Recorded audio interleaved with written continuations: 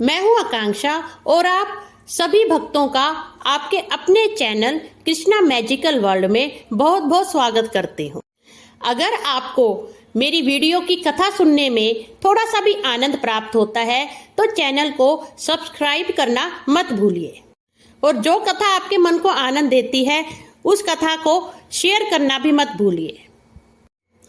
राधे राधे। वामन परिवर्तनी एकादशी की कथा। भादो मास के शुक्ल पक्ष की एकादशी। धर्मराज युधिष्ठिर जी बोले, हे कृष्ण, भादो की शुक्ल पक्ष की एकादशी का क्या नाम है तथा इसकी विधि क्या है? इस एकादशी के व्रत को करने से कौन सा फल मिलता है? श्री कृष्ण बोले, हे राजश्रेष्ठ, अब मैं अनेक पाप नष्ट करने वाली तथा अंत में स्वर्ग देने वाली भादो की शुक्ल पक्ष की वामन नाम की एकादशी की कथा को कहता हूँ। आप इस कथा को ध्यान पूर्वक सुनो। इस एकादशी को जयंती एकादशी भी कहते हैं।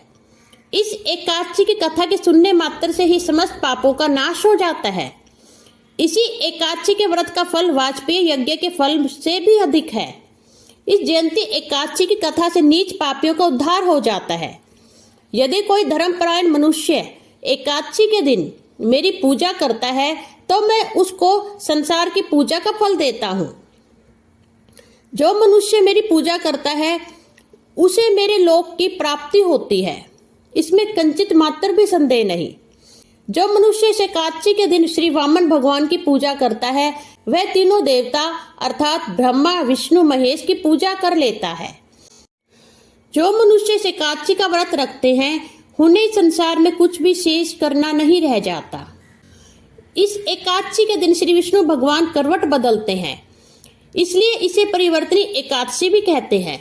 इस पर श्री युधिष्ठिर जी बोले कि हे भगवान, आपके वचनों को सुनकर मुझे महान संदेह हो रहा है कि आप किस प्रकार सोते तथा करवट बदलते हैं। आपने बलि को क्यों बांधा और वामन रूप धारण करके क्या लीलाएं की? चतुर्मासी व्रत की विधि क्या है तथा आपके शयन करने पर मनुष्य का क्या कर्तव्य है? यह सब मुझे विस्तार पूर्वक कहिए। श्री कृष्ण भगवान बोले कि हे राजन, अब आप पापों को नष्ट करने वाली कथा का श्रवण करो। त्रेता युग में बलि नाम का एक दानव था।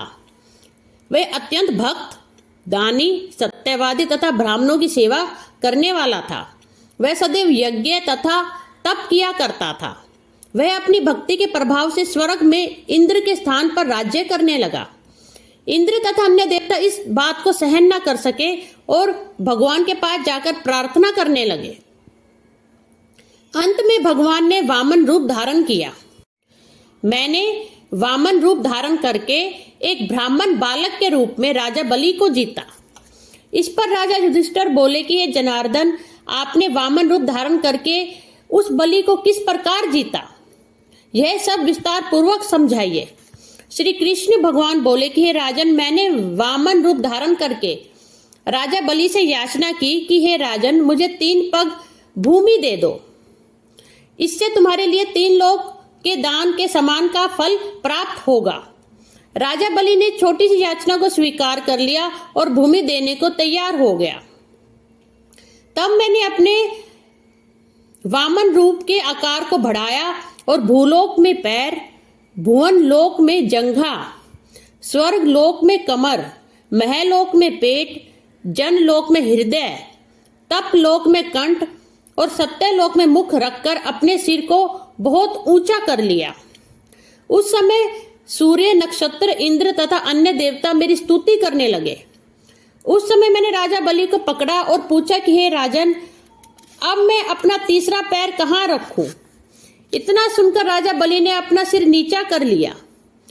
मैंने जैसे ही अपना तीसरा पैर राजा बलि के सर पे रखा, वह भक्त दानव पाताल लोक में चला गया। जब मैंने उसे अत्यंत विनीत पाया तो मैंने उससे कहा कि हे बलि, मैं सदैव तुम्हारे पास रहूंगा।